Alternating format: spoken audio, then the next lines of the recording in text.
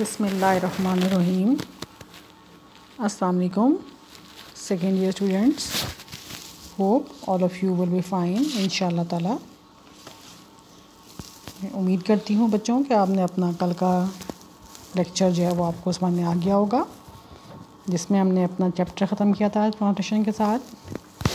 ठीक है जी, उसमें मैंने आपको एंड में क्वेश्चन आंसर्स भी बताए थे, तो उनको आप साथ साथ नोट्स बनाना शुरू कर दीजिए अपने, ताकि ये आपके काम आ सकें। ठीक है बच्चों, क्योंकि महीने के एंड पे मैंने इंशाल्लाह आपके साथ आपका एक छोटा सा टेस्ट जो है वो मैं आपको दूंगी, ताकि मुझे अंदाज़ा हो कि आपको जो है वो कितना समझ में आ रहा है। ठीक है बच्चों, तो आज हम अपना फोर्थ चैप्टर स्टार्ट करेंगे, end of term by David dashes.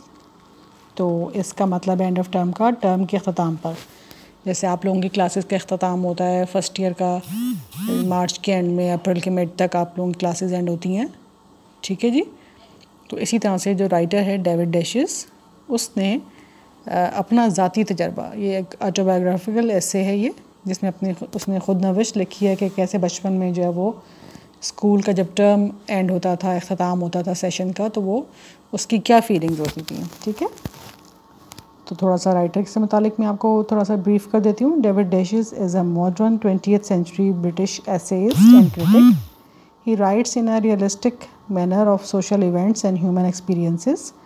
In the present essay, he expresses his views on short and long school holidays that are close to our views. ठीक है बच्चों, इस टर्म के अख्ताम का मतलब ये है कि स्कूल या कॉलेज की तालीम की एक मखसूस मुद्दत का अख्ताम है। ठीक है, और मुसन्निफ़ जो है आपका एक टर्म के अख्ताम पर होने वाली छुट्टियों और मुख्तलिफ़ किस्म की दूसरी छुट्टियों के हासिल होने पर और उनके दौरान अपनी खुशी और जज्बात को बयान करता है।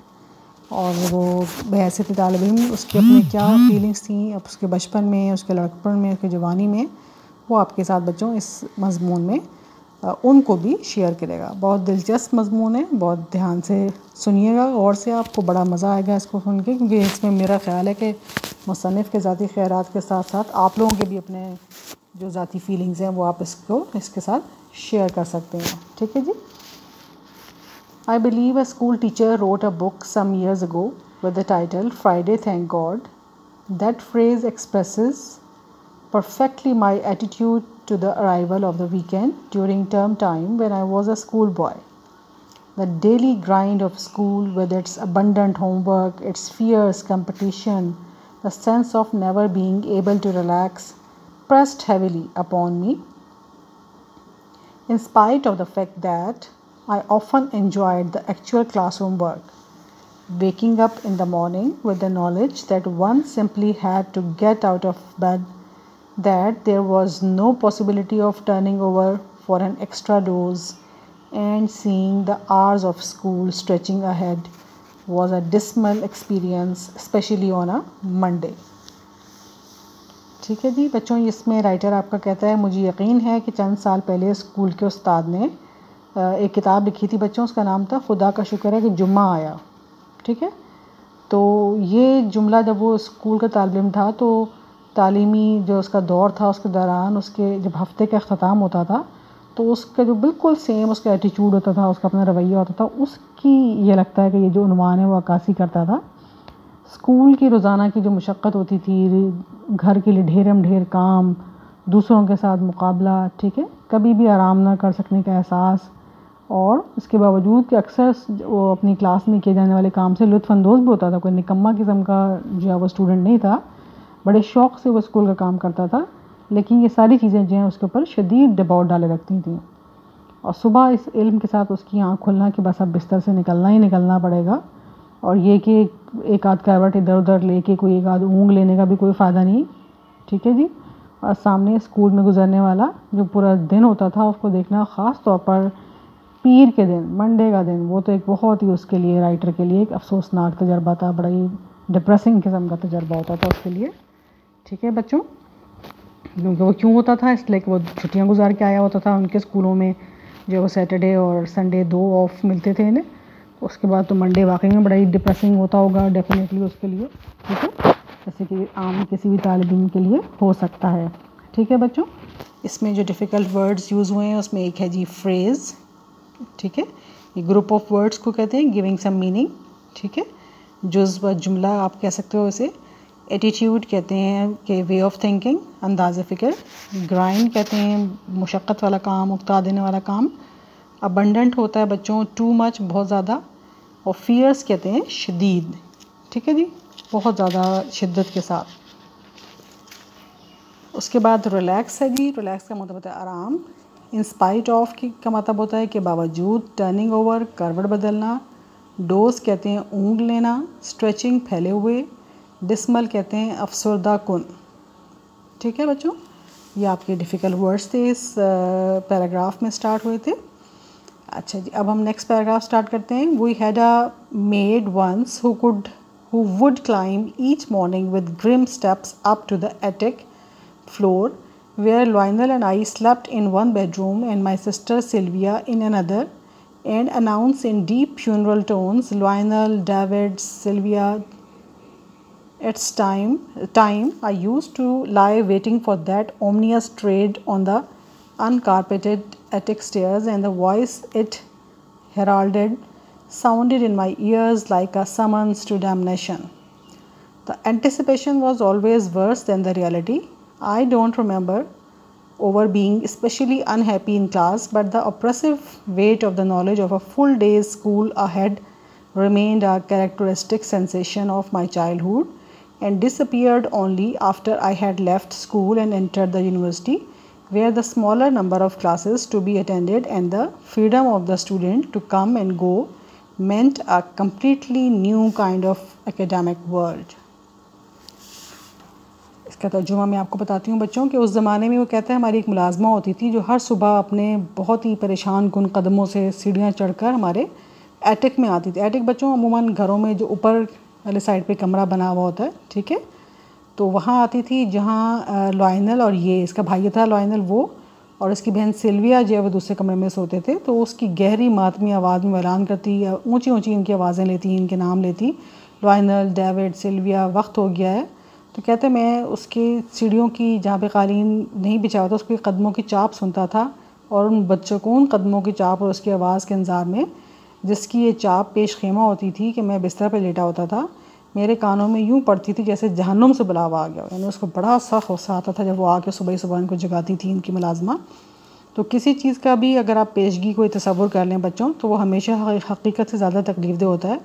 वो कहता है मुझे नहीं याद पड़ता है क्लास में मुझे कभी कोई ख़ास परेशानी हुई है क्योंकि एक अच्छा बच्चा था ये, पढ़ाई में अच्छा था ये, लेकिन स्कूल में सारा दिन गुजारने के ख़्याल का बोझ मेरे बचपन के मखसूस एहसासात में से एक रहा, और ये सिर्फ मेरे स्कूल छोड़ने और यूनिवर्सिटी में दाखिल होने के बाद ही ख़त्म हुआ, जहाँ कम तादाद में क्लासों में हाज़िरी देना पड़ती थी और तलबा को आने जाने की पूरी आज़ादी थी, और जिसका मतलब ये था कि मुकम्मल तौर पर एक नई तालीमी दुनिया। ठीक है बच्चों, स्कूल की लाइफ ज़ाहिर बात आपको पता था थोड़ी सी टफ़ होती है, उसमें पाबंदियाँ भी ज़रा ज़्यादा होती हैं, ठीक है, यूनिवर्सिटीज़ और कॉलेजेस की लाइफ से। इसमें डिफ़िकल्ट वर्ड्स में एक आता है ग्रिम, उसको कहते हैं बच्चों नाखुशगवार और अफसरदा कुन। एटिक कहते हैं बाला खाना। अनाउंस कहते हैं ऐलान करना। फ्यूनरल कहते हैं मातमी। ओमनियस कहते हैं बदशगुनी वाला। ट्रेड चलने की आवाज़। हेराल्डेड जिसकी तरफ वो इशारा करती। समन्स बुलावा। डैमनेशन कहते हैं दोज़ख की सज़ा देना। एंटिसिपेशन तवक्को करना। ऑप्रेसिव कहते हैं जी बहुत तकलीफ़ दे होना। कैरेक्टरिस्टिक्स मखसूस। सेंसेशन एहसास।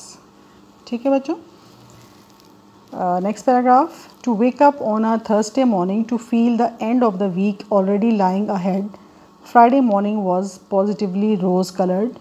The last period, as each of our lessons was called on a Friday, whatever the subject had its special flavor of the end of the week. And one walked home from school on a Friday afternoon, however much homework had been assigned for the Monday, with the tread of an escaped prisoner.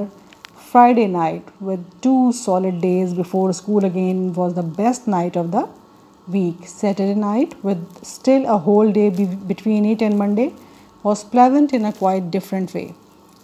Sunday night was full of the threat of Monday morning. ठीक है बच्चों, इसकी translation करते हैं। कहते हैं जुमेरात की सुबह को इस एहसास के साथ उठना कि हफ्ते का इख्तिताम पहले ही सामने पड़ा है। जुमे की सुबह तो यकीनी तौर पर बड़ी खुशगवार, बड़ी रंगीन होती थी, क्योंकि जुमे वाले दिन जो उनका आखिरी पीरियड होता था तो उसमें जो भी मज़मून होता हफ्ते के आखिरी इख्तिताम के ऊपर, उसका बड़ा खुशगवार सा मज़ा होता था कि जी बस अब इसके बाद तो 2 छुट्टियाँ हैं। बड़े मज़े से वो मज़मून भी पढ़ा करता था ये। और जुमे की दोपहर तलबा स्कूल से घर की जानिब अगरचे उन्हें बेतहाशा काम दिया हुआ होता था मंडे के लिए, ऐसे भागते थे जैसे कोई कैदी छूट के भाग रहे हों कहीं से। ठीक है जी। तो जुमे की रात वो दोबारा स्कूल जाने से पहले 2 मुकम्मल दिनों के साथ हफ्ते की बेहतरीन दरमियानी रात होती थी। हफ्ते की रात भी इसके और सोमवार के दरमियान पूरे एक दिन के साथ एक बिल्कुल मुख्तलिफ तरीके से खुशगवार होती थी। और इतवार की रात सोमवार की रात के ख़तरे से भरी हुई होती थी, जिसमें उनको ये ख़तरा होता था कि बस अब हमारी छुट्टियां ख़त्म हुई, अब हमें कल जो है वो स्कूल जाना होगा। ठीक है बच्चों, तो ये आज के लिए आपका इतना काफ़ी है। इसको गौर से पढ़िएगा अपनी अपनी बुक्स में से देख के। बुक्स नहीं है तो इसी को ध्यान से सुन लीजिए। मैंने अब आपको एक एक लाइन की ट्रांसलेशन जो है वो शुरू कराई हुई है। ठीक है, अब मैं आपको आपके ईडियम्स लिखवा देती हूँ बच्चों।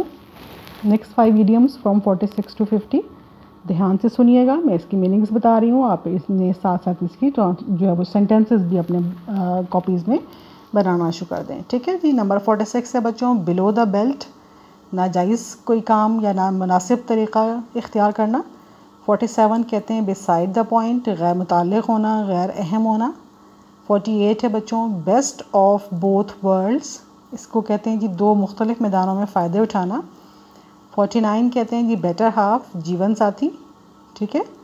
और नंबर 50 है बच्चों, बिटवीन 2 फायर्स, 2 ख़तरनाक सूरत हाल में होना, यानी दोनों तरफ किसी ऐसी सिचुएशन में फंस जाना जिसकी दोनों तरफ जो है वो बड़ा ख़तरा उसको महसूस हो रहा हो। ठीक है बच्चों, आपको याद होगा मैंने आपको फर्स्ट लेक्चर में जो है वो मैंने आपको आपके पेपर का पैटर्न बताया था, जिसमें मैंने आपको ग्रामर में एक क्वेश्चन आपका बताया था ट्रांसलेशन का। ठीक है बच्चों, ये आपके पेपर में 15 मार्क्स का क्वेश्चन आएगा और ये आपकी उर्दू का पैराग्राफ आपको दिया हुआ होगा, जिसको आपने इंग्लिश में ट्रांसलेट करना होगा। ठीक है, तो उसके लिए बच्चों जो मैंने आपको फर्स्ट ईयर में आपकी पिछली क्लास में आपको टेंसेस करवाए थे 12, तो यहाँ मैं आपको ये हिदायत करूँगी कि आप उन जो आपके लेसन्स थे जो आपने लिखे भी थे अपने कॉपीज़ के अंदर, उनको आप निकाल लीजिए, उनको रिवाइज़ कीजिए। ठीक है, मैं कल को ब्रीफ इंट्रोडक्शन के साथ आपको जो कॉन्टीन्यूस पैराग्राफ्स हैं आपकी ग्रामर की बुक से, ये भी आपकी बच्चों जस्ट प्रैक्टिस के लिए मैं आपको आप पैराग्राफ्स दूंगी, ताकि आप जो है वो उसकी प्रैक्टिस स्टार्ट कर दें, क्योंकि पेपर में ये सारे अननोन ही आते हैं, कहीं से भी उठा के वो आपको पैराग्राफ दे देंगे। तो आपकी प्रैक्टिस इतनी अच्छी होनी चाहिए कि आपको ये सवाल जो हैं वो आप साथ साथ अटेंड कर सकें।